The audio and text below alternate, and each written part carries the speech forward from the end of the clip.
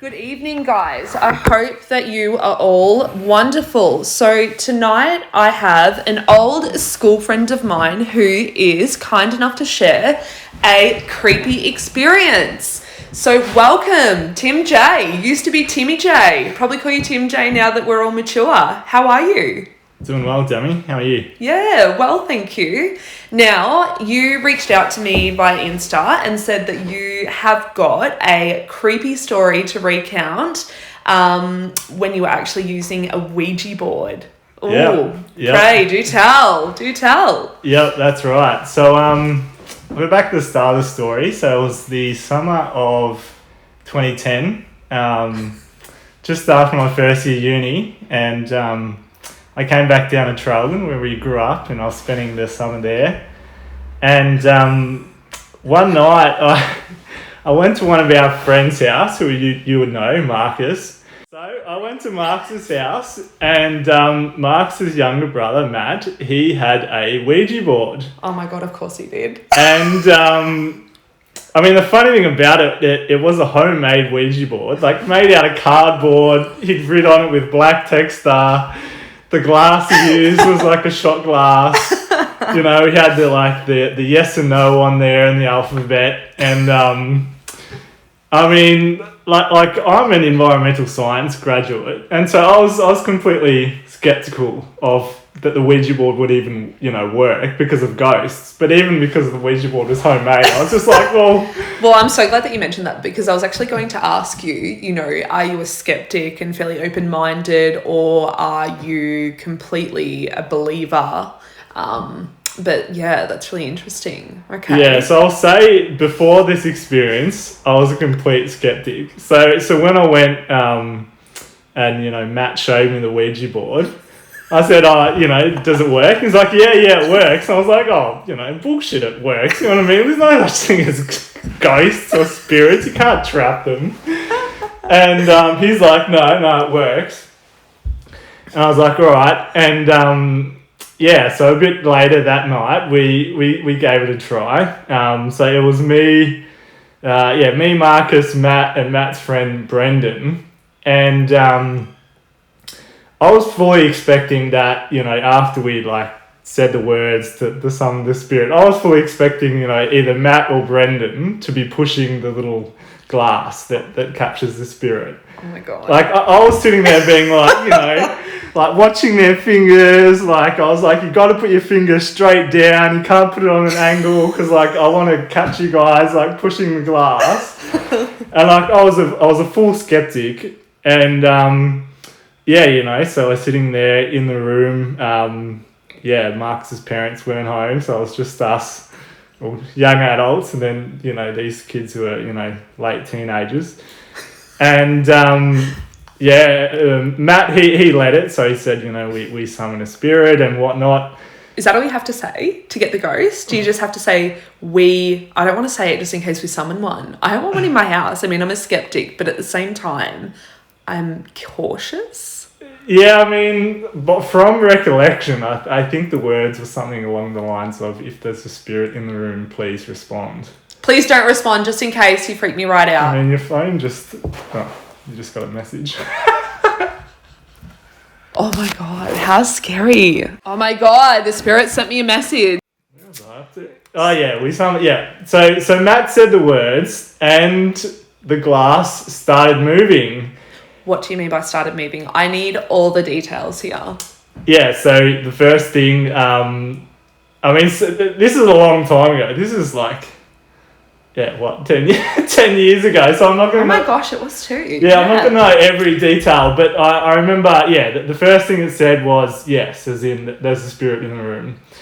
So this is the first spirit. We spoke to two. This is the first one. Then we asked... who the spirit was, and the spirit said it was Marcus's grandmother. No way.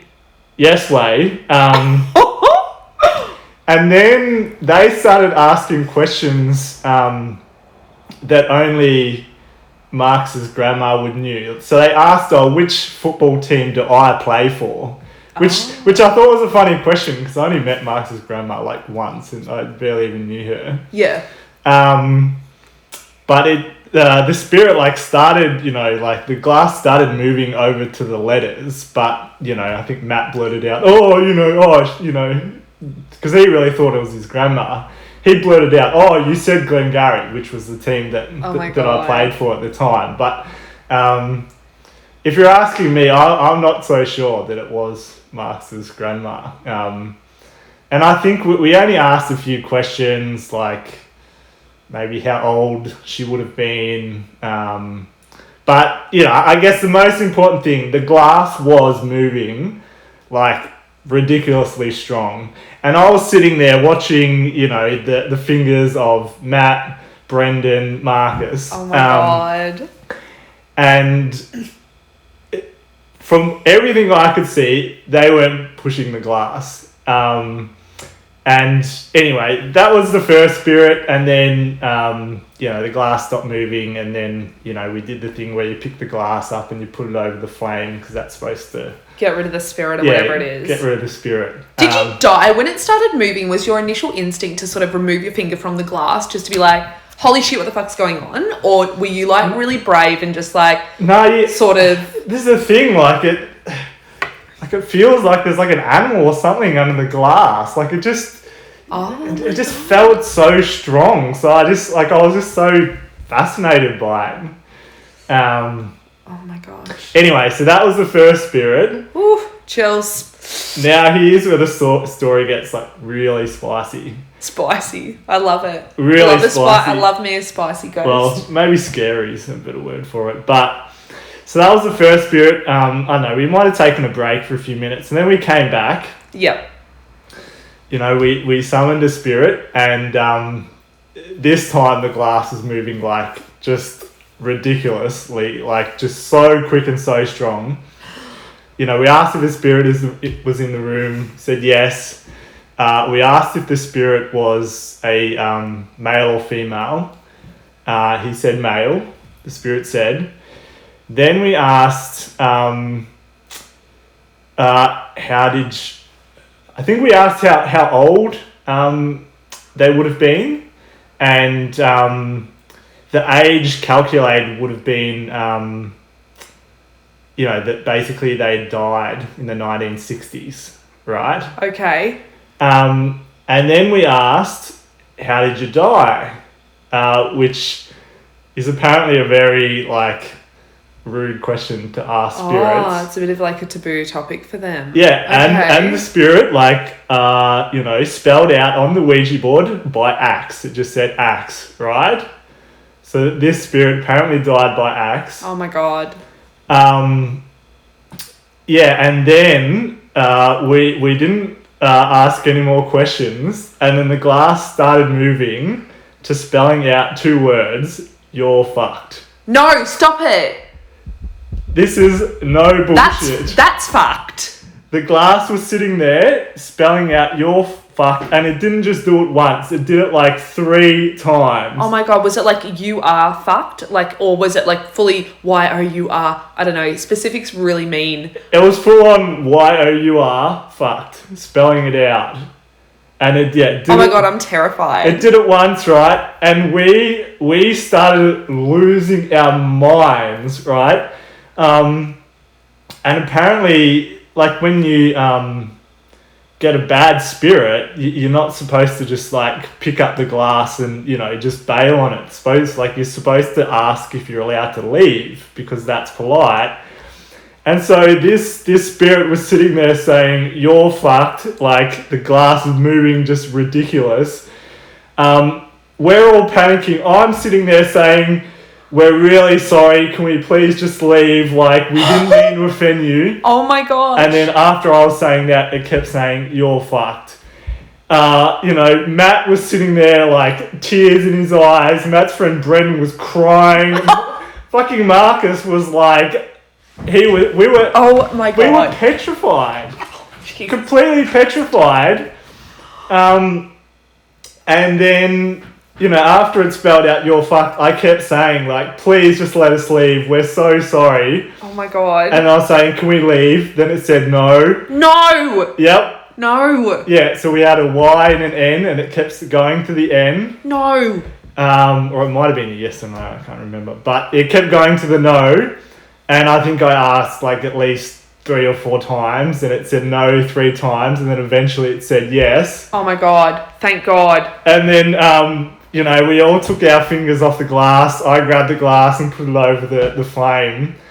And that was the last time any of us, like, played on that Ouija board. Like, we were just like... Did you burn it straight away? Get rid of that. I hope it's gone. I don't know what Matt did with it. It was his Ouija board. But I was just like, I am done. Like, I am never doing this ever again, right? Oh my God. Then afterwards, I went home. I looked on the internet to see if I could find someone who got a man who was killed by axe.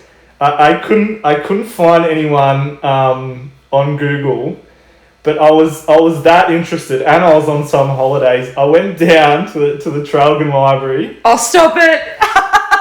I went and I looked through newspaper articles from the 1960s, which is when the guy said that he was killed. Yeah. And I found an article where a man was killed by axe 2 streets away from where Marcus's house was. Stop it! Shook. Oh my God. That is absolutely terrifying. Yeah. And after when I found the article, I was just like, this is just like... Oh my God. Completely unreal. Yeah. Do you think, right, so with a lot of podcasts that I've listened to and a lot of the research that I've sort of done, because we all know that I've been obsessed with anything paranormal for as long as we can remember. I mean, I couldn't even walk through the paddock at night time because I was so scared all the time with the stuff I used to read. That paddock was pretty scary. It was terrifying. There were no lights. And we'd like watch scary things and have to walk back and forwards there to get to your house. But and we'd watch the that movie, the Blair Witch Project. That was the worst thing to watch. I remember we would plan our movies for what we had to watch, and we'd be like, oh, maybe we won't actually watch that one because we've got to walk through the paddock later. Yeah. It was all right if we could go through Mellie's driveway. Shout out Melissa Beckett. If we couldn't go through her driveway, though, there was no way we could be watching anything scary at all. It was just a no-go. But I often wonder, after all of my movie buffs and podcasts and everything like that, I hear a lot of the time when you're actually playing with a Ouija board, for those of you that believe and those of you who are open-minded, sometimes when you're actually asking who a particular spirit is, they lie. And sometimes the person that they're saying that they are or claiming to be isn't even who you're actually talking to. Do you think that that might have been the case with the axe and you're fucked thing? I mean, it's possible. I mean, the first spirit we spoke to said, you know, they were Marcus's grandma, but I don't believe the spirit was because... Yep. I can't remember all the questions, but I just remember, like, you know, I felt like Matt thought, you know, it was his grandma. So he was kind of like... Yeah. You know, before the spirit had even finished answering, he was just like, oh, you know... Yeah. That's relates to this, you know what I mean? Yeah. So I wasn't so sure. And particularly because when they asked the question about me, like, I barely knew Marcus's grandma. Marcus's grandma, like, didn't know anything about me. So. Were you playing for Glenn at the time?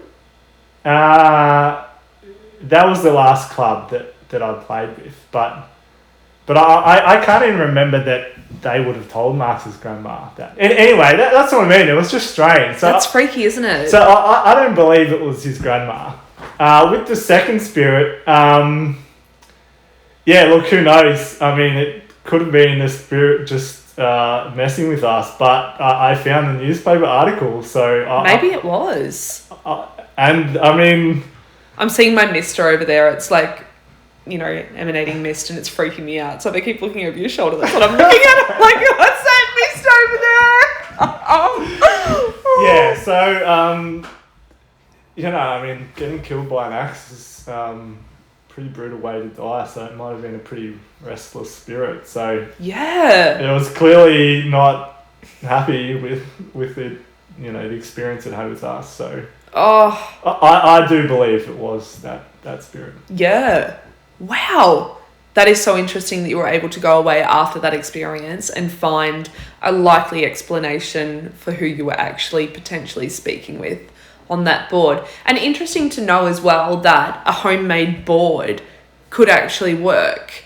Like, it doesn't need to be a perfectly sculpted and engraved wooden piece of, I don't even know whatever type of wood that they use. I think it's like, I don't know. Yeah. And I guess I'll say, so I did do, years later, probably 7 or 8 years later, I did a Ouija board with a completely different set of friends in North Melbourne. Stop. And they had a proper Ouija board. Right. But it didn't really work. It didn't really work. Like, we didn't really get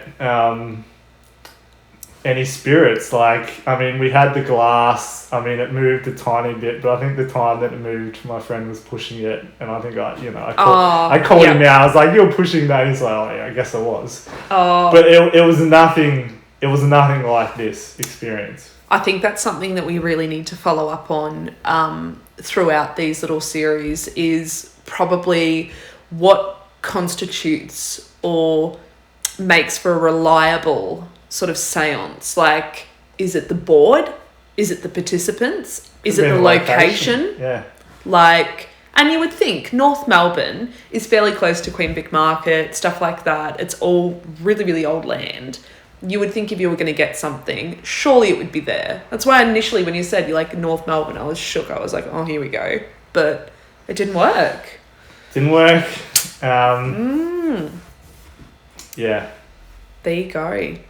I can't say that I've actually ever done a Ouija board, because my mum has always been like, don't ever play with Ouija boards. Whether I believe or not, I am open-minded enough to not mess with it. And I don't think I'd be able to sleep ever again if I did play with one, because even if I thought I was moving the glass, I would be convinced that I was being haunted. Just, wow. Oh my yeah, gosh. I mean, the saving grace for me was, like, I didn't have to sleep in the house. I went home to my dad's house, and Marcus and Matt had to sleep there, so, yeah. Was there any follow-up from them after that particular experience? Was there any further sort of, I don't know, weird instances that you might have been able to link to that particular night and doing that Ouija board that followed? No, not really. I mean, I think we spoke about it, like, you know, the next day, because we probably hung out again. And I think we're basically like, we're never doing that again. Never. And that was it. Yeah, I think Matt threw out his board and that was it. Like, it was just threw out his cardboard. His little homemade Ouija board. Just pops it in the recycling. Here you go, mate. Yeah. Oh yeah, my it was gosh. it was a terrifying experience. And look, you know, who knows? Like, maybe the energy, the whole experience, maybe psychologically we're pushing the glass, but I don't believe that. I believe that there was something. It sounds pretty far-fetched if you were pushing the glass for it to be pushed so aggressively by a number of different people in a particular direction each time. Like, how did you guys all, like, sync up mentally to know and anticipate where you're going to be pushing that glass at any particular moment and perfectly in sync? Like, it's just probably not, it's not probably physically possible or logistically possible with that sort of, but who knows? Who knows? And particularly considering I was, like, you know, watching to see if they were doing it, and I don't believe they were, so. There you go. Yeah. Oh, well, that was a pretty creepy experience.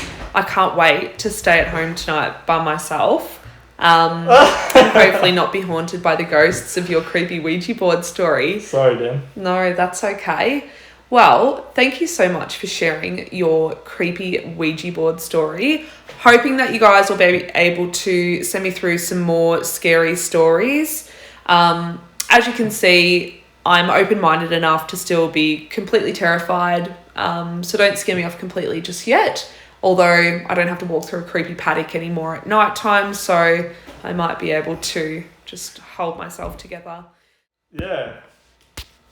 And I mean, I've got a whole bunch of other ghost stories, but maybe we can save them for part 2 then. I think that would be a really, really good idea. And thank you so much, Timmy J, for joining me on the channel tonight. Thoroughly enjoyed having you and listening to your creepy stories, so we'll be sure to take you up on that offer of getting you back for a part 2. I can't wait to hear what else you've got in store. Now guys, if you liked what you heard today, please have a look at the other videos that are uploaded on my channel. I'm trying to get as much content up as possible, as regularly as possible. Send me through any scary stories or creepy stories via either Instagram or down in the comments below. Have a great evening.